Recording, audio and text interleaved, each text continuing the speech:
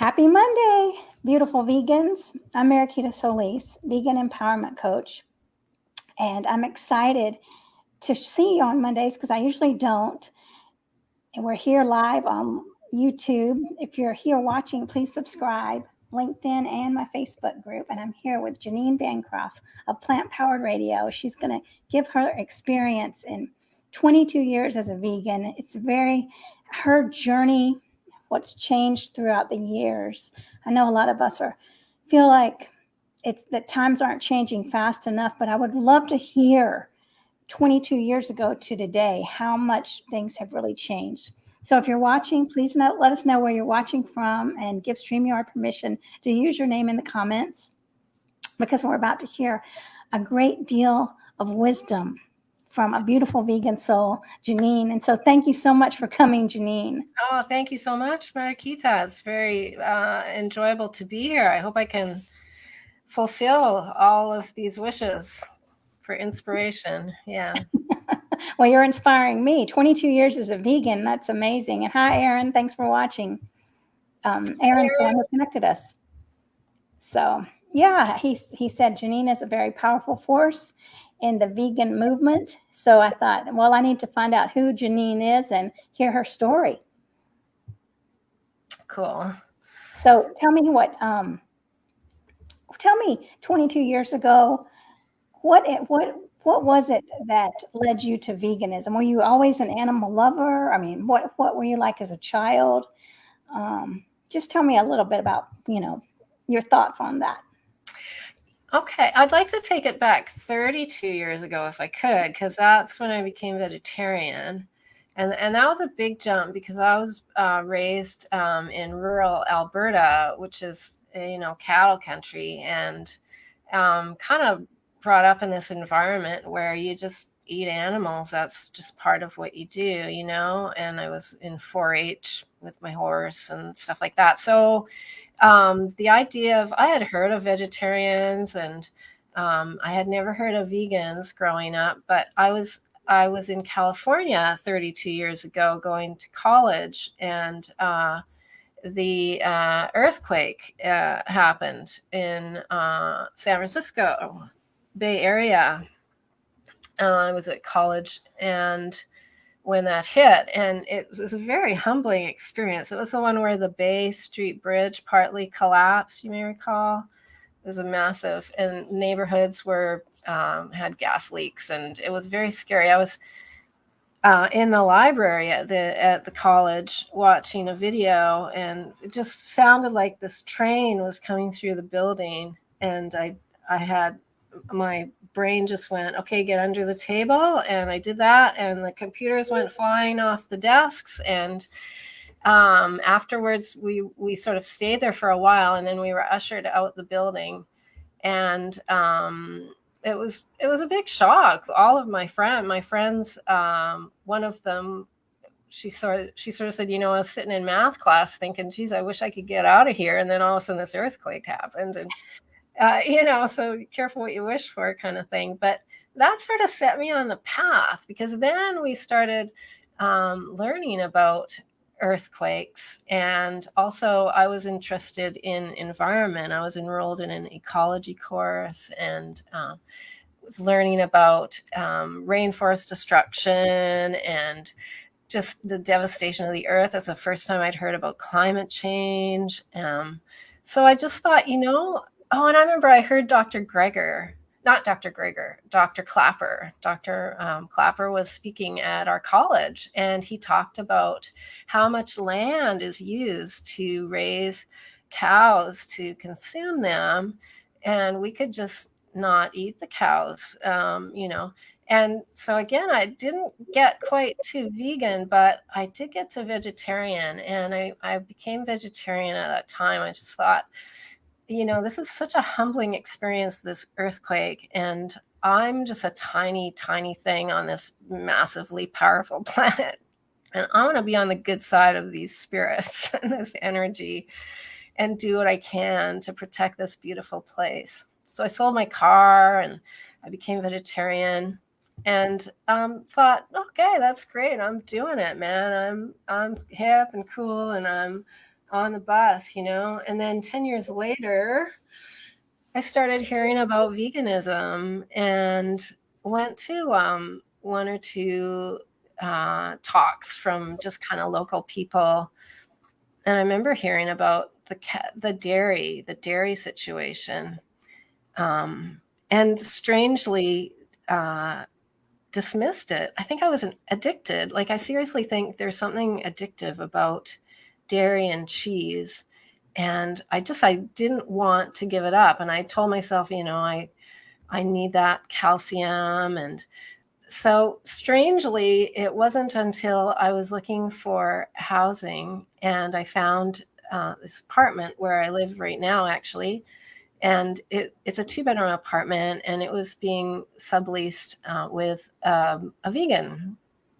And so he was looking for specifically a vegan. It wasn't good enough to be vegetarian to move in here, and it's a lovely place, and I kind of really wanted to move in. So I said, okay, I could be vegan. And so I'm a little ashamed to say that it took that. I was kind of forced. But thankfully, I'm ever grateful, because it's 22 years ago now that I moved into this place and went on this new path, thinking, oh, it's not going to be that hard. I'll have to give up the dairy. I even thought, I could go out to the restaurant if I want and eat some cheese or whatever. But he was an activist as well. And so I think that's part of the trouble is, for most of us, we're born into this world and we're surrounded by this idea that it's totally okay and necessary to consume these animals, and we don't hear that there are other people doing it differently and surviving and thriving, and there's no reinforcement. And so once I was in this environment with this person and all his friends, and going to rallies with them and realizing that there's this whole other community, and it's not unusual and it's not weird and they're not unhealthy. And then it just became a part of my world. And eventually there's no going back, right? Yeah. So, yeah. That's an amazing story.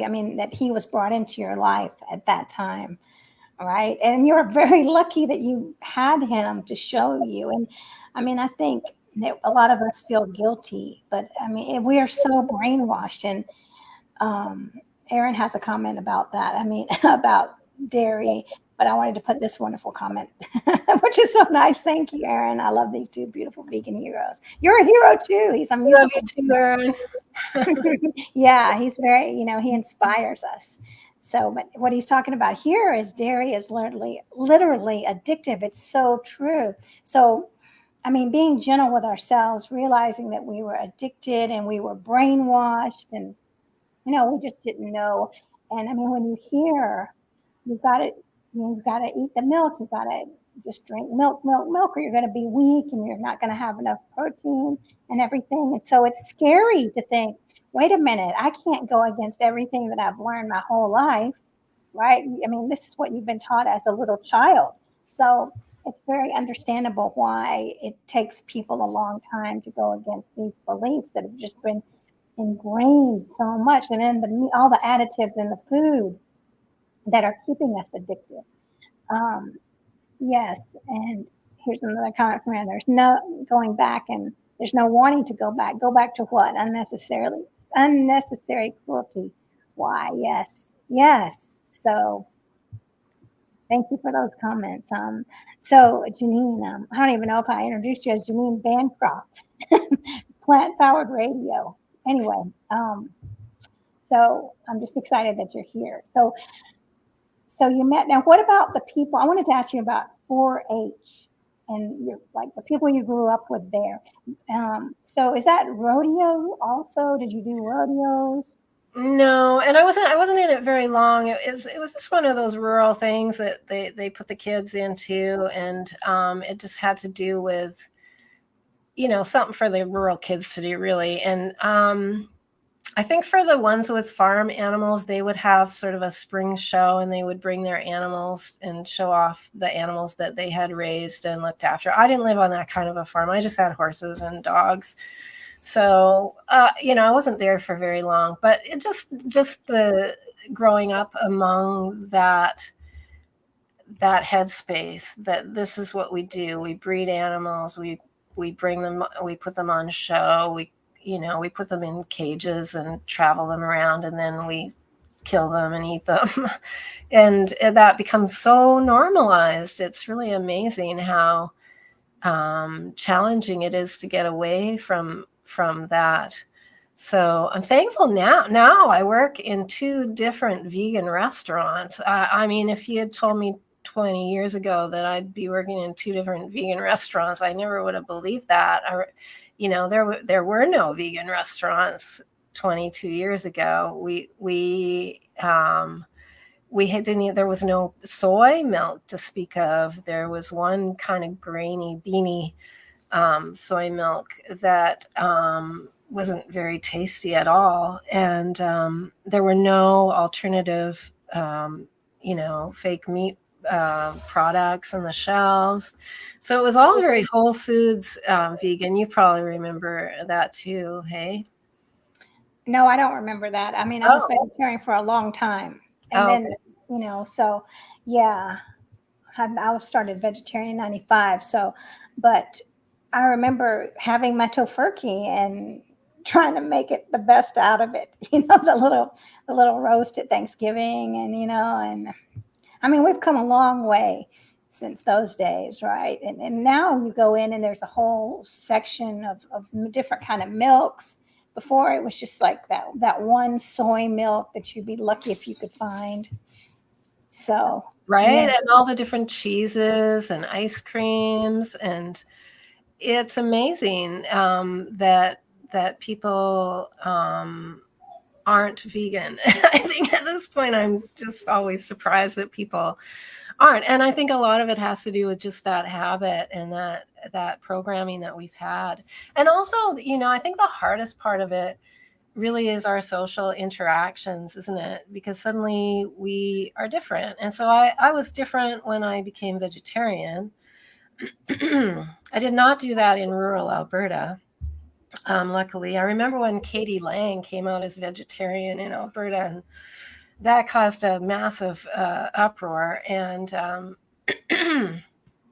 but by the time I was in California, so West Coast, it's okay, you can be whatever you want to be, kind of thing. So that was cool. But then becoming vegan, I remember my mother just going, "Really? Like, it's not enough to be vegetarian?" Okay, but she was pretty good about going along with it. But I think that's the hardest part, isn't it? Because especially our parents and our families, and they want to have the traditional, so much about tradition has to do with food and the centerpiece on the table. And so that was kind of a challenge. She was pretty good about going along with it. And eventually I think she realized that it was healthier and it was tasty. And so we started by doing the tofurkey, and then eventually it was like, why are we doing this? Let's just make something different. I remember one year we made a vegan shepherd's pie. They were British, so shepherd's pie was a big deal. And so we made this really delicious vegan shepherd's pie. And so it's a lot easier now in terms of food items and also in terms of social acceptance, I think. Yeah, I think so too. Those were, I mean, those were very limited days. So yes, I can see why we could easily say, well, I mean, today it's very easy to be vegan, as if you're comparing. So, and look, Aaron says he can make a mean tofurkey. All right, we'll be headed to your house on Thanksgiving.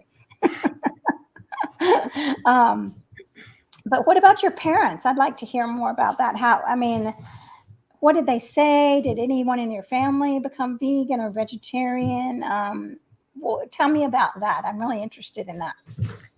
Sure. Yeah. Well, by this point, my parents were already older. I was born 13 years after my brothers, sort of thing. So I was a bit late arrival. And so by this point, my family was kind of spread out, and we weren't having the big, dinners that we used to have on the acreage.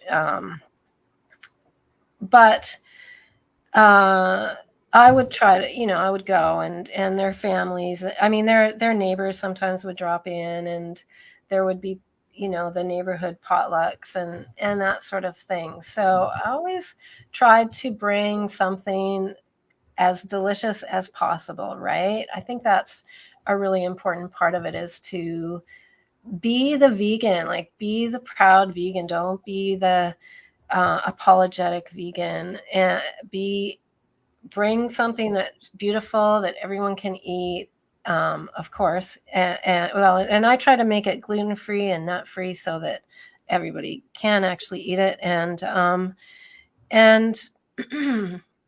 my mom, yeah, like I say, she was pretty experimental. I remember one time I went and she had made some kind of a stew or something, and she was so proud of it. And then I asked her about the ingredients, and she had put, was it Worcestershire sauce in it? And I looked at the ingredients on the Worcestershire sauce, and there were anchovies in there.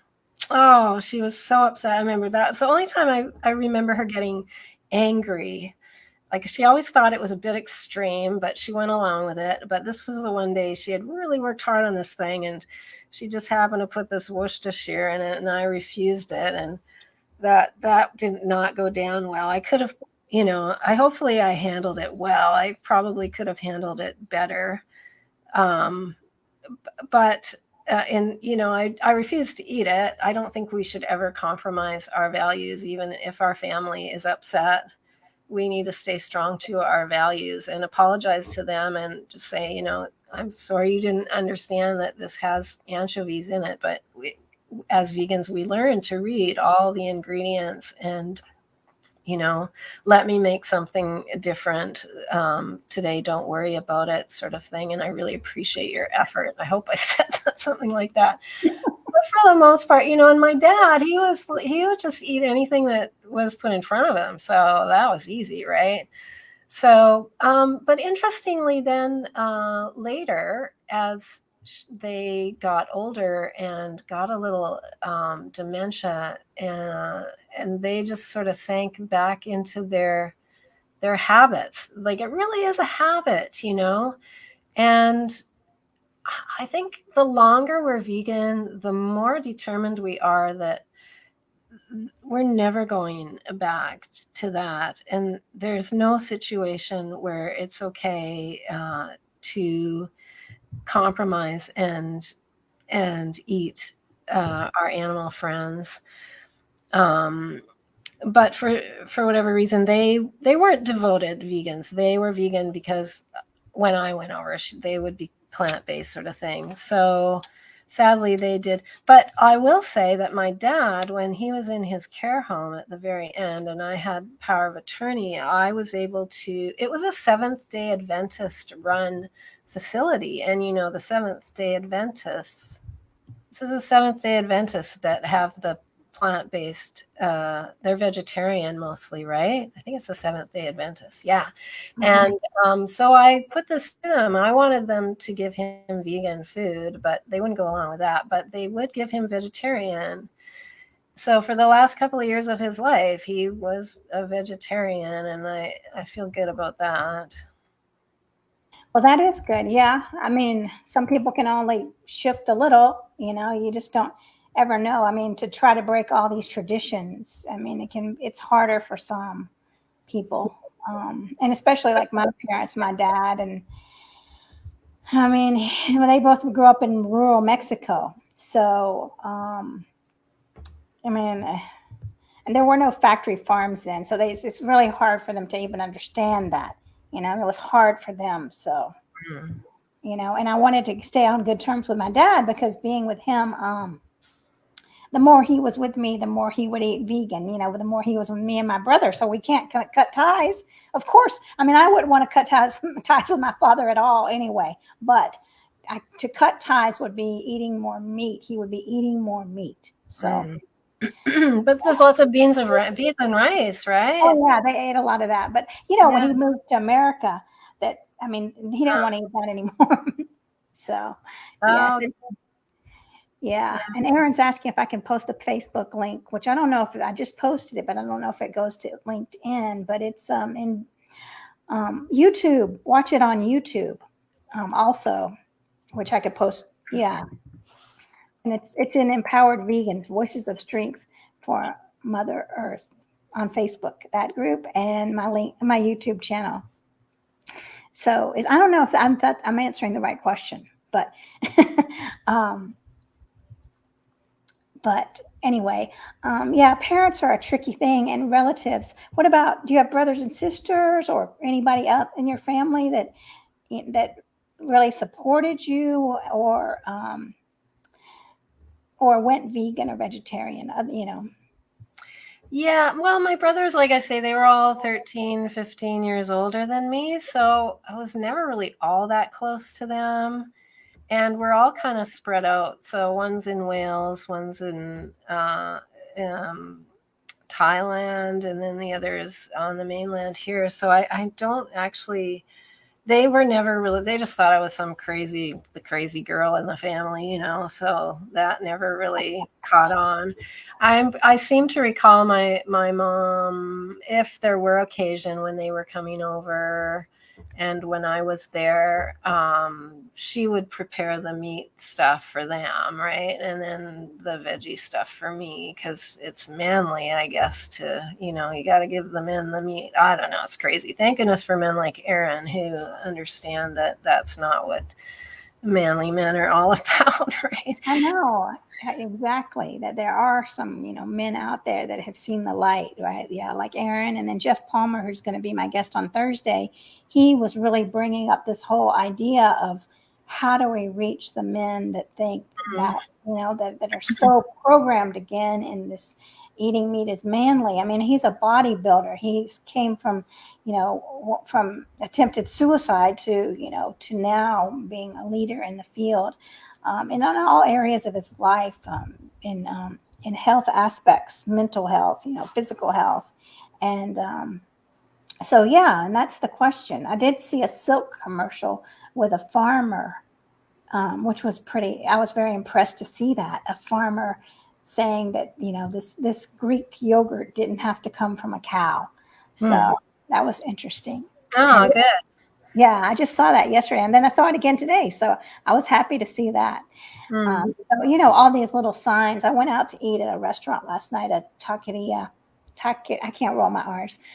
So my mom and dad are probably like looking at me down from wherever they are. Like, oh, she still can't roll her R's. But anyway, I went to eat at a taqueria, and I got some cauliflower tacos, and I saw that the table next to me was eating them too, which I thought, wow, this was not a vegan restaurant. So I felt like that's amazing. Usually people, just look over and see someone else eating a vegan meal, it just usually doesn't happen. So I felt good about that. And here's so that was happy. It's interesting how the smells of cooked animal flesh still linger as desirable for a while once you're a vegan, but eventually they can only be associated with the cruelty that created them. I know, and that's so true, because we grow up smelling, you smell a barbecue and you don't think about what that really is, and yeah, that's right. Awareness is everything, isn't it? What I've noticed is sometimes I'll smell a barbecue, and before I clue into what it is, it's just the smell, and then I'll go, my first initial reaction is, it's something good. And then immediately my brain goes, no, that's barbecue. And then I go, oh, I'm hungry.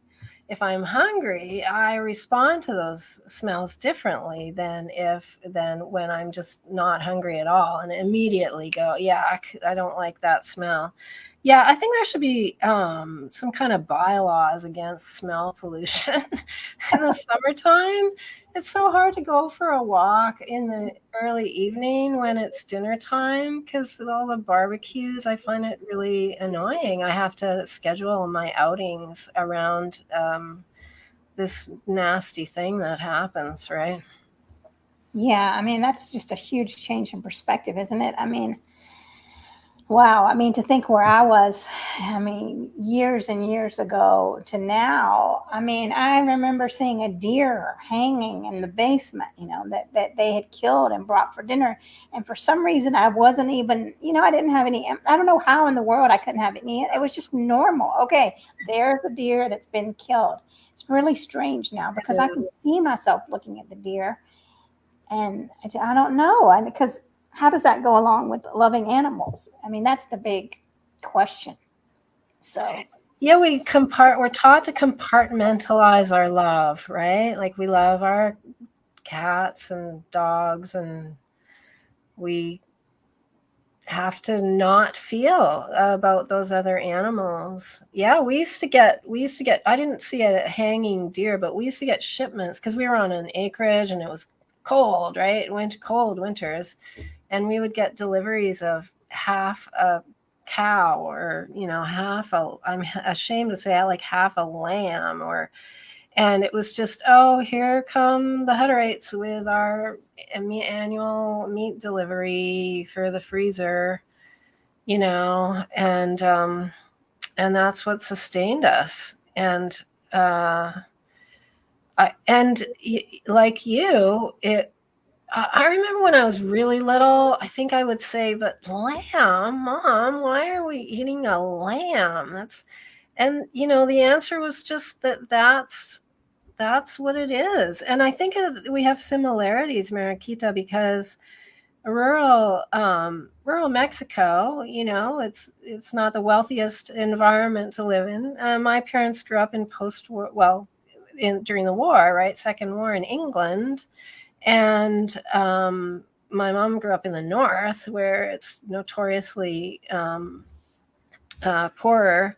So this idea, especially during wartime, of using every part of the animal, she carried that through my whole life almost. And so I would question, I don't sweet bits, Mom. I don't think I want to eat like those brains. I don't.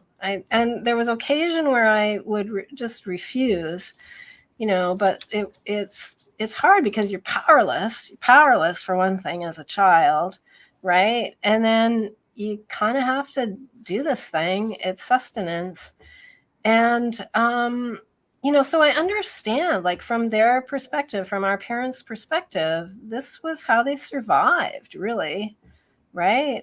But we luckily don't have to do that. And I think people think it's expensive to be vegan. Certainly, if you eat at the restaurants where I work, if you were to eat there every day, it gets very expensive, right? And no, I can't afford to eat at the restaurants where I work very often either, and I can't afford to buy, animal or mock animal protein and cheeses and all the fancy stuff. But if you're just eating whole foods and some tofu or beans and a bunch of veggies and some mushrooms, you're going to get all the nutrients you need, and it's on the cheap. So I'm not sure why our parents didn't know that, but that was the world they lived in, right? So yeah, I find that interesting. That's where they went. They went to hunting hares in wartime and deer and stuff like that. I guess it was easier for them than trying to grow crops and harvest crops. Yeah. yeah, I know what you mean because, well, when my family came here, it was like a new place and they were going to eat all this. I mean, just like the countries that are without heart disease and, without cancer, without all these big issues. And then when they go to our diet, then things switch. Well, my dad and mom, I mean, this is like a big new thing, a dream.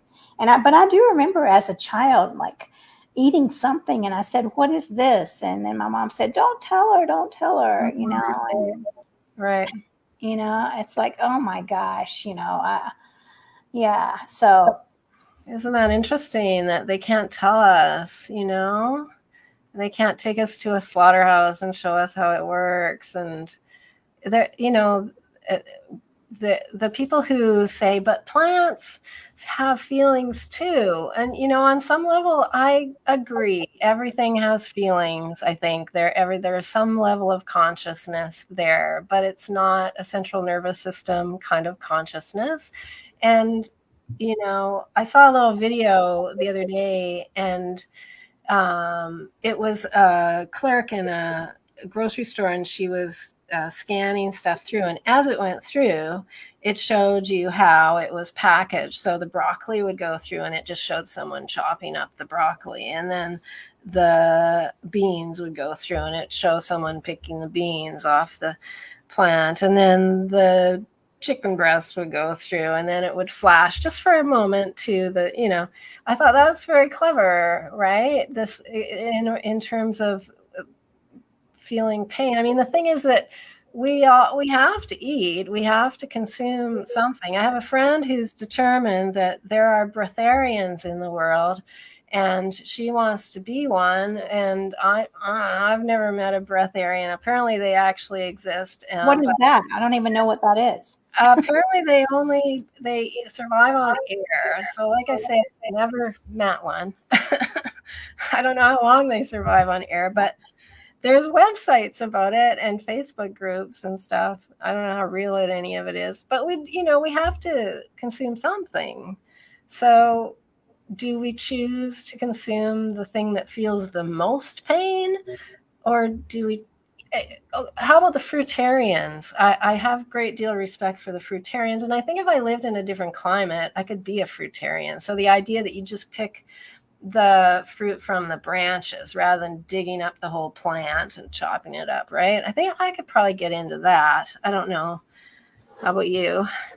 I think I could too. I mean, I think it would be a challenge for me too. I would love to do that. I would love to do that. But I mean, in the right environment, yes. I mean, yeah, in the right environment, I think it would be beautiful. And do you know what? I don't know what this is that Aaron put here. Where is it? Nim. Anyway, Aaron, let me know what that is. NIMAIDL. Delgado. Nime. I can't even say it. Anyway, here's what he put. If it's not good enough for your eyes, how is it good enough for your stomach? Gary, another thing I don't want to pronounce.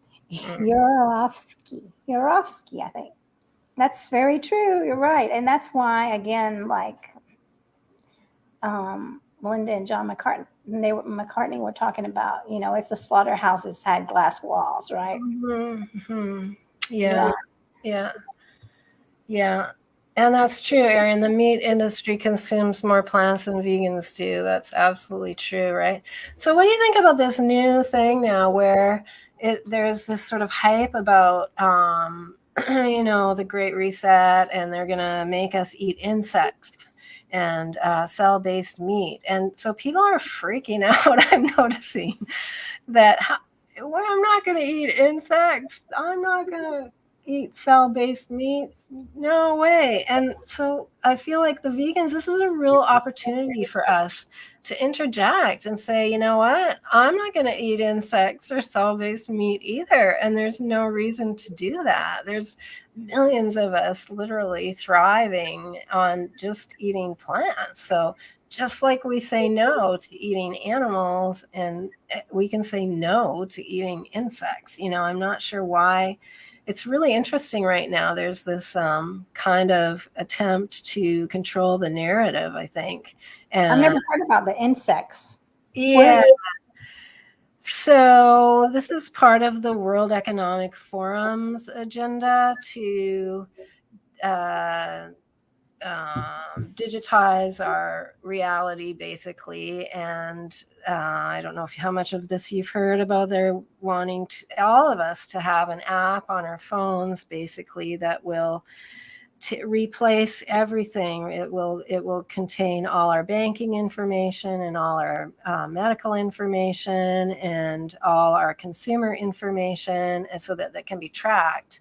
And if we make some people are saying that they could even go so far as to, if we make a purchase that is undesirable in their eyes, they'll give us a slap on the wrist kind of thing. And it's sort of a social credit system, right? So if you behave according to the rules of the society has put out, you will gain favor, and if you don't, then you'll be punished in some way. Maybe your bank account will be reduced or whatever. Like, it's there's people seriously in doing this stuff and talking about it and writing about it and wanting to do it. So part of it is it seems like what they're doing is they're using the discussion about climate change and the climate crisis to say, okay, there's climate crisis and we need to do something about it. And what we're going to do is we're going to monitor all your activities. So if you drive your car, you're going to lose some points. If you eat meat, you're going to lose points. You know, all these sorts of things. And so the options then are going to be, instead of eating meat, you can eat insects.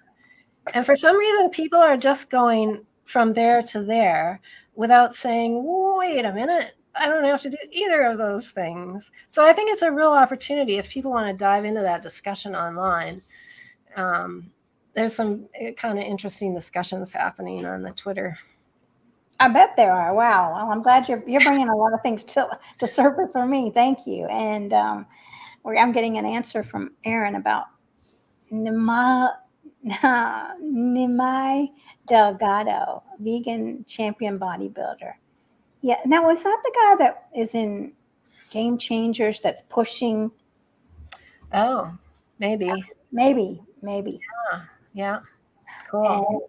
And he's saying, funny about eating insects, though. People have been eating shellac from beetles forever. Bee balm and honey. Yeah. And shellac I don't know if I'm saying that right, but like, is that like the carmine? Like when you see carmine, that's from beetles. Like, and it's a red that I think it's a red. Maybe I'm all off track, but I was always told that if you see that on a label, that's in like lipstick and stuff, and that comes from beetles.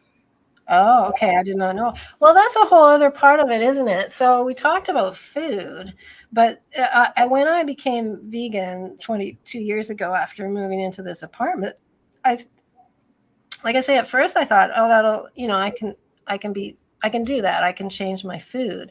But then I started to realize about my clothing and my wool and, my leather. And it's amazing how much vegetarians are not being kind to animals. It was a real awakening to suddenly, well, it wasn't suddenly, it took some time, And at first, then there's this discussion that you have with yourself, or I did anyways, about, okay, well, I've already got this item. I've got these shoes.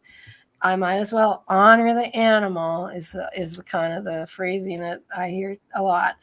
Honor the animal by wearing the shoes because they're already in existence. The animal's already suffered. But then, so I did that for a while. But then I realized, you know what? I'm not really vegan if I'm sending a message that I'm vegan, but I'm wearing this leather just for now, So I think part of it too is for people, if there's people who are thinking maybe vegetarian and then vegan, I would say skip the vegetarian, just skip it because it's too confusing. It's nothing really. It's hardly worth the effort. If you're going to go vegetarian, just go vegan and do it all the way and get rid of all the leather and all the wool and all the what's the other stuff, silk and all that stuff, and you check your makeup and your shampoos and just ditch it all and feel the freedom, man. Feel the energy shift in your world. Aaron's written a song about billions of friends, and I interpret that as, it's a beautiful song, and I interpret it as, as we become vegan, and the more we're vegan and the more devoted we are as vegans in our clothing and all our consumer choices, that the animal energy is vibrant, right? And I really believe in spiritual energy, and that the animal spirit energy wants us to be vegan and wants to help us be vegan, and that it's there with us, and there's billions and billions like Carl Sagan, right? Billions and billions of these animal energy entities, I think, or just flow to move us in that direction. So I found it really liberating to finally just give the stuff away, give it to the homeless, or do something and replace it rather than let it wear out. Because every time I look at it, it would be a reminder. And that's the other thing. I don't want to be reminded of what I used to be, Yeah, I know what you mean. I've heard both of those arguments. So just go vegan. Yeah, let's just make everyone that's watching, please just go vegan, and we don't have to have these conversations anymore. We'll have parties. Right? Well, I'll admit that a part of me thinks this World Economic Forum Great Reset agenda must go vegan program isn't a bad idea. I'm glad that I'm not an authoritarian dictator, because I would probably want to regiment. I would say, no, you must go vegan. You're not going to have meat anymore. But of course, we can't do that. We can't do that to our fellow humans. We have to honor the freedom of our neighbors and our friends to make their choices. I really ultimately, I guess, believe in the power of education. And that's the hard part, right? That's why I launched plant-powered radio. And you want to get to that eventually. Yeah, I'm glad that I was about to say, we got to talk about plant-powered radio. Yeah, I was a radio and host for about 20 years. Well, starting about the time that I became vegan, I found a radio station I didn't find it. It found me, actually. A friend of mine invited me onto his show, and I kind of got addicted to radio at that point. And I had a radio program called The Winds of Change on a local community publicly funded radio station for a long time. And it was looking at peace and justice and environment and animal issues. But then I had sort of given it up, because I got a full-time paid job outside of my home that required my schedule to be more solid. And so I had to give up my radio. But when the March 2020 happened, and I was, okay, what am I going to do now? I thought I could do that. I could do a podcast and a YouTube. And so I did. I created Plant Powered Radio, and I interviewed, it was specifically vegans, just vegan activists, vegan scientists, vegan nutritionists, vegan artists, vegan musicians. And then I went to the radio station and said, would you be interested in having this on the radio? Can I come back to radio? And they said, sure, that's great. So I was back on the radio, and that felt really empowering. Like the just get the word out there. I really believe the more we can counter this dominant narrative with just any information, their information is so pervasive. If you watch TV or Netflix, it's astonishing how often people will go into the fridge, and they can't just go into the fridge and get something. They have to hold it up and say it's milk, or they have to say, oh, we're going to go for dinner, and then they have to talk about their animal, all the different animals that they ate at dinner. Like, it's really amazing how pervasive it is. And I don't think people realize that until they become vegan. So any effort we can make to infiltrate that, I think, is really important. So so Plant Powered Radio was a really great project for about a year and a half. Yeah, a lot. And it's still on YouTube. I'm not doing interviews anymore, but it's still on YouTube. If people want to check Dr. Will Tuttle and just, all kinds of amazing people that I never thought I'd ever be able to talk to about animal testing. That's a whole other thing. The ways that animals are used in experiments. Currently, Neuralink, I think it's called, Elon Musk's company, has monkeys wired up with their brains wired up, because he's into this transhumanism thing. He wants to be able to so that our thoughts can be directed into the car, so that the car will know automatically what we want. And so like horrible things are happening every single moment of every single day. So anyways, I found it was really helped sort of occupy my time during those years. And I got really educated as well. It's amazing. There's so many really wonderful people doing vegan activism from so many different perspectives. And so the first step of that, of course, is becoming vegan. And I remember an old bumper sticker I saw a long time ago, and it said veganism is direct action, like just being vegan, just being that happy vegan. Maybe wear the t-shirt, go and be the happy, healthy vegan. And sometimes that's the best we can do. But shows like yours, Mariquita, and the work that you're doing to help people just be strong in their vegan commitment, anything that we can do, I think that all that animal energy is with us. Well, I think what you said, and thank you for that, what you said about we don't have to, go into the meals. We're not apologizing. I thought that was a great statement. We're not coming to the family meal and being sorry for who we are, right? We're not, we're happy about who we are because we're living in alignment with what we believe in, right? So we do want to portray ourselves as happy individuals, because if we don't portray ourselves that way, who's going to want to be vegan? Mm-hmm. Right? They're going to say, look how much she's suffering as a vegan. Who in the world? Well, I'm not going to be vegan. So yeah, I love that. Unapologetic.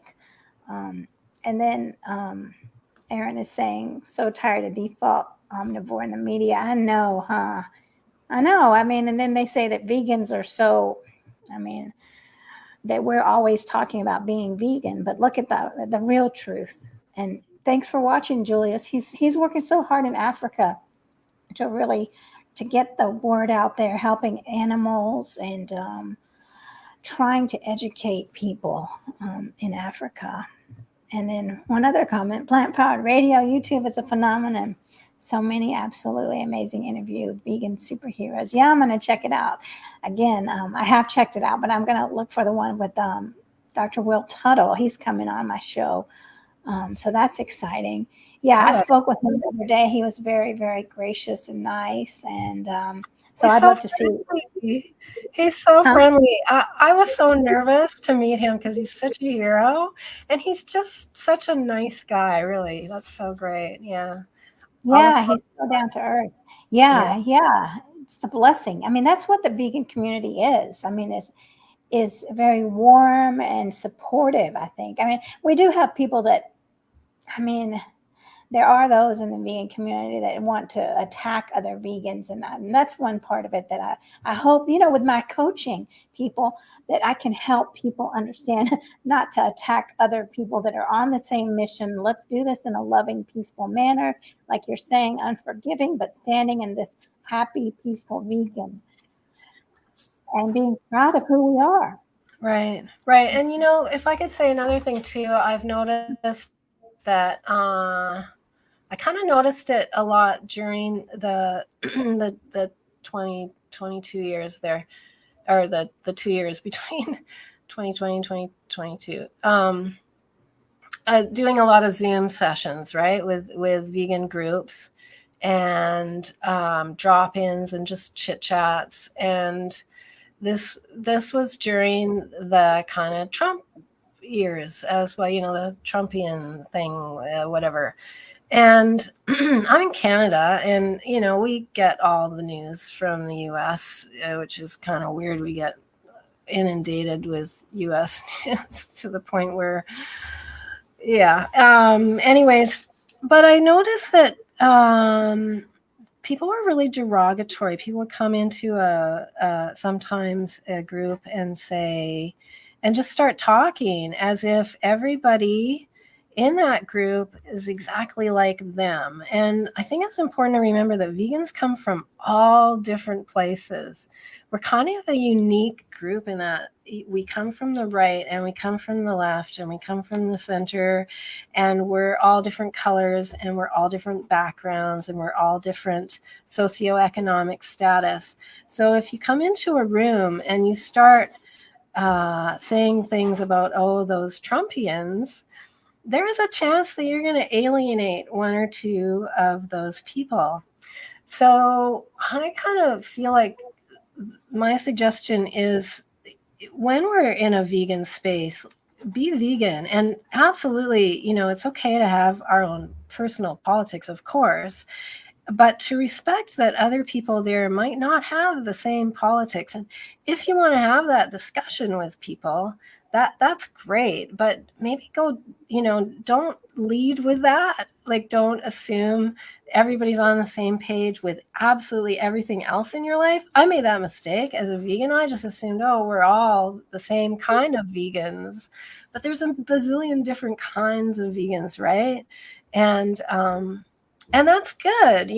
Diversity is, the earth teaches us that diversity is how we survive on this planet. This is how survival happens on this planet. So I think we need to share that diversity, but remember that we have this common ground, and that we're doing this for the animals. Ultimately, we're being vegan for ourselves, sure, and for the environment, but for the animals. And the animals don't need us to be in fighting, right?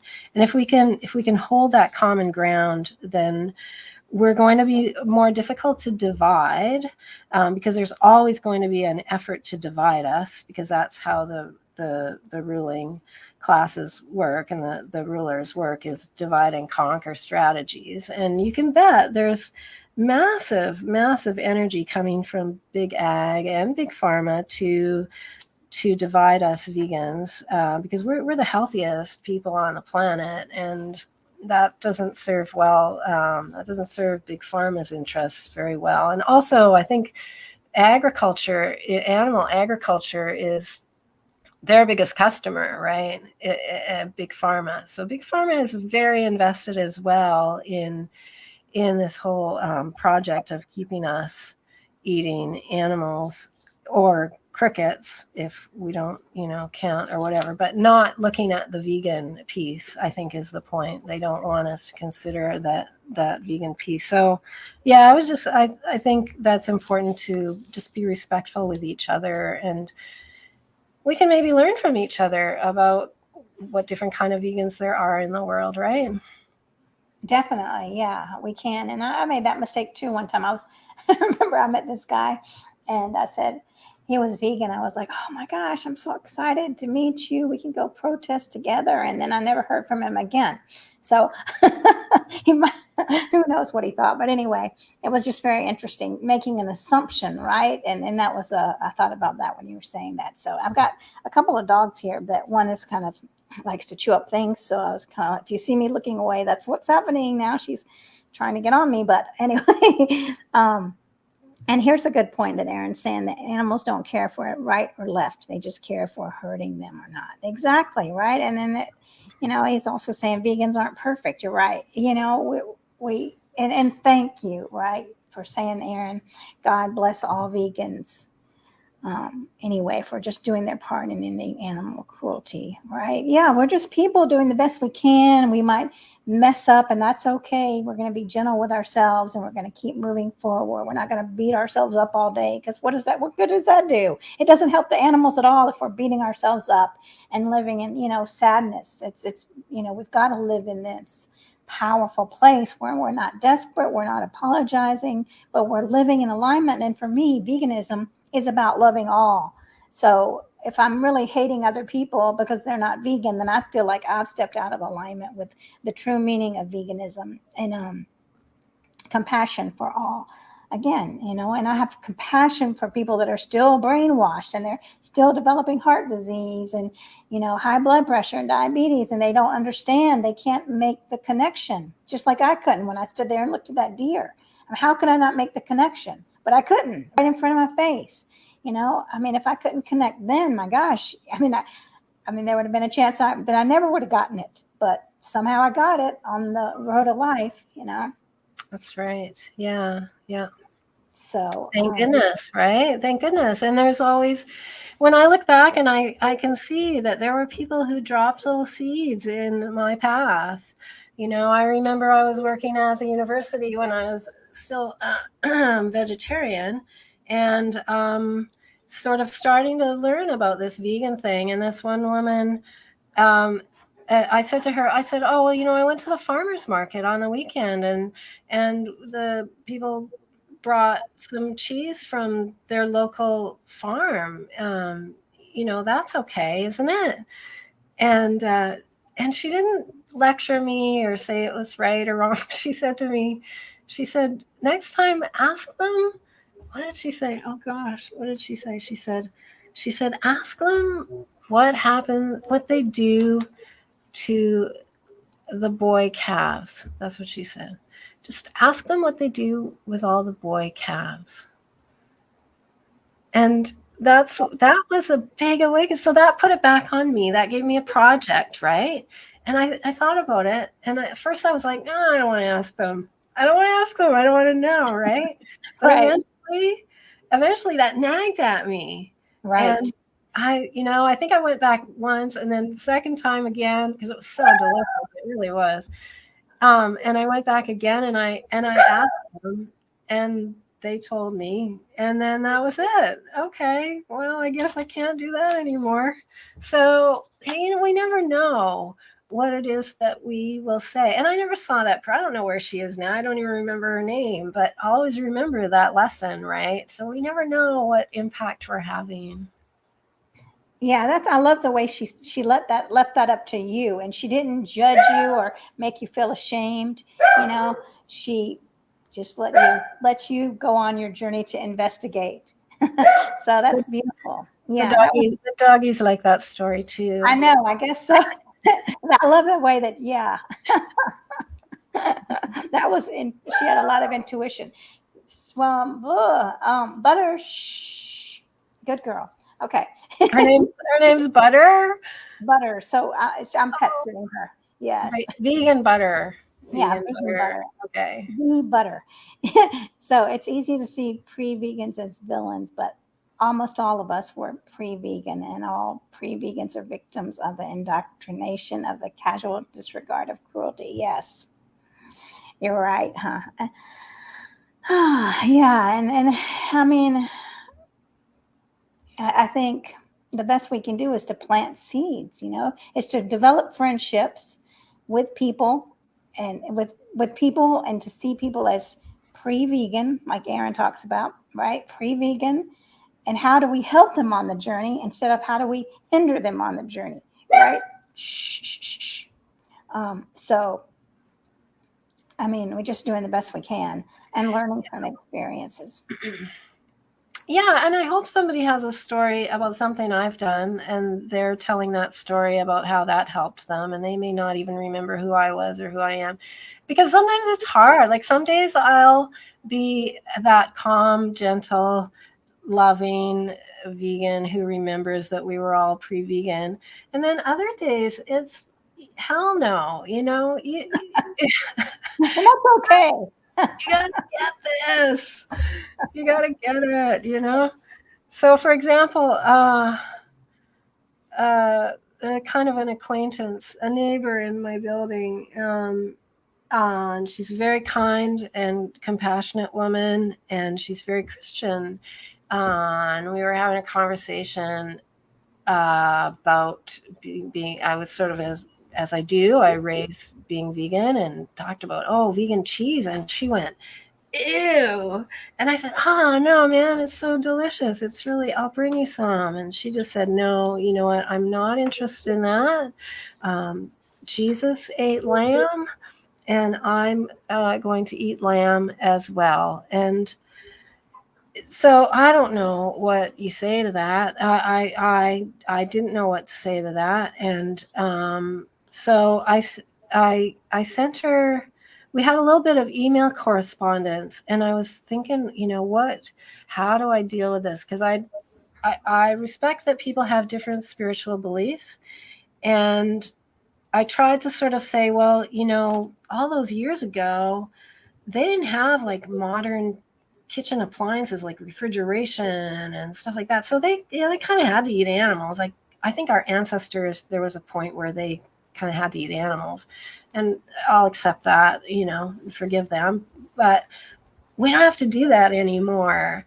And then I put a photo of a Thanksgiving dinner where the humans had laid out a whole array of vegan food, pies, and like Thanksgiving dinner, and they were standing back, and the turkeys were eating the vegan food. So I just sent her that and said, this is the only kind of the only way that turkeys should be invited to, or you should have turkeys for dinner, or I would ever have turkeys for dinner, or something like that. And I haven't heard from her since. But so sometimes it's hard to know, right? Sometimes, but I was torn. Like, do I just send her a picture of a lamb hanging in a slaughterhouse? Is that going to do it for her?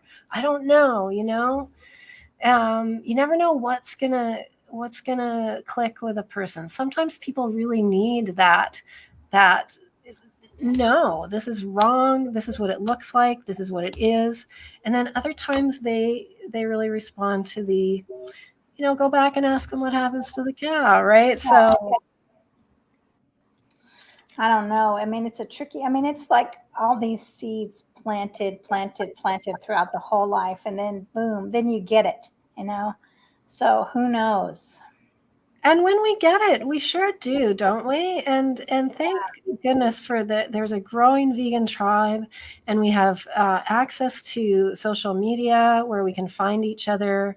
And then once we find, oh, okay, you're vegan, like you say, you can't just assume everything else is. Then you start to work the nuances, right? Okay, what else? What's your favorite? This and that. What do you like? Where do you live? This sort of thing, right?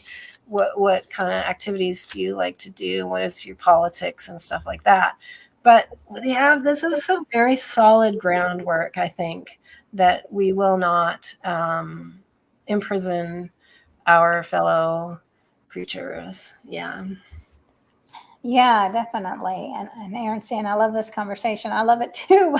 I think we're going to have to wrap it up. But yeah, I've learned a lot. And I mean, to hear all these experiences that you've had, it's,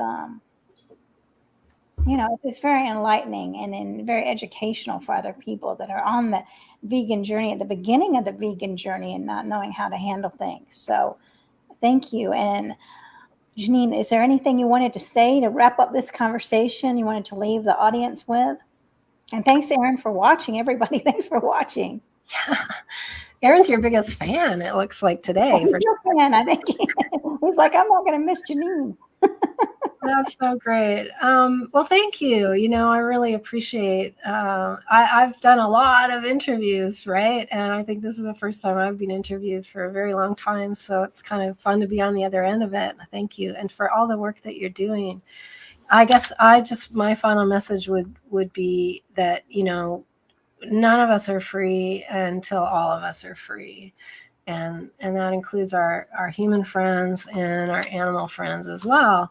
Now, I think this planet is, I don't think I'm going to see a vegan world on this planet before I leave it, for sure. But that's not the point. I think the point that I've come to the realization that it's not about whether I can change the world. I used to think I could change the world. I worked really hard to try to change the world. Obviously, I did not succeed in that, but but more important than that, I think it's about our individual soul journey. I really do. I think that if we can come here and not be enslaved by all the trappings of the material world and all the cruelty, and not get caught up in just doing things because everybody else is doing them and because it's what we've always been done. I think if we can free ourselves and our spirit and protect our bodies, protect our bodies from toxins and poisonous foods and substances, and leave here knowing that we've done the best that we could with the body that we had, and that our spirit has remained free. I think that's really the best part of being vegan, and that's the best we can do here. Well, amen to that. I mean, to keep your soul, I mean, a beautiful vegan soul, really to live from your soul. I mean, the soul knows what really is the way to live in peace, how to live in peace. And that's what veganism is. So thank you so much for that. I love that summary you had. And I hope everybody goes to Plant Powered Radio on YouTube. YouTube, right? Yeah. Tell everybody. And where else can they find you? Well, I'm not online a lot as much as I was. I'm on Twitter mostly. EnviroVegan is my handle on Twitter. And that's really the best place to find me. All right. Well, thank you so much for this conversation, everything you've done. I mean, amazing forces that you've done. I mean, that you are an amazing force that you put out there into the world to change the world. So thank you for that. And thanks, Aaron and Julius and everybody for watching. I'm just honored to be a part of this beautiful vegan space. And thanks for this lovely comment. I love listening to Heroes of Mine discussing this essential topic. Well, thank you so much. We're grateful for you and your music and just everyone's vegan joy. Thank you so much. And thank you for Janine for joining me. And I hope everybody has a blessed day. Thank you. Thank you. Bye, y'all.